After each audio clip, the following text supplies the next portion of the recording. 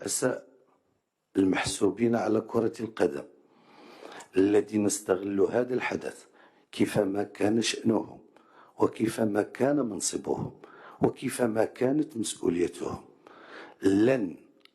لن أتوانى شخصيا وأنتم معكم في اتخاذ كل الإجراءات الصارمة في حقهم في أقرب الأوقات.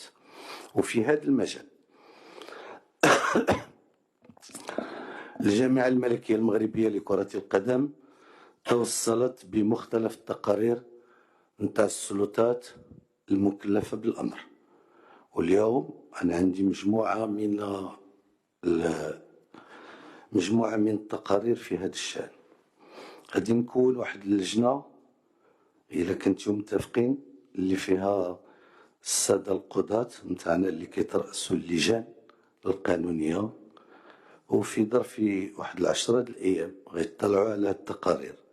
وغيجريو التحريات نتاعهم اللازمة، وكل من ثبت في حقه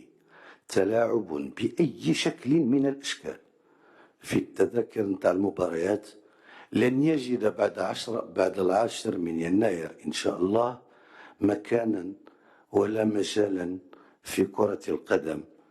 لا من الأقسام تاع الهواة نتاعو إلى أعلى المستويات. معناه سيكون مصيره الطرد النهائي من عالم كرة القدم إن لم تحل هذه الملفات على الأجهزة القضائية التي لها اختصاص في الموضوع. دونك كان لازم أننا ندير هذا الشيء في التقديم باش نرفع كل لبس على هذه الأعمال المشينة مع الأسف والتصرفات اللا إنسانية اللي قاموا بها بعض الأشخاص اللي ما عرفتش أنا كيف كان المنطق ولا تصورهم في وقت اللي كنا كنعالجوا فيه في ظروف صعبة للغاية. العلاقات مع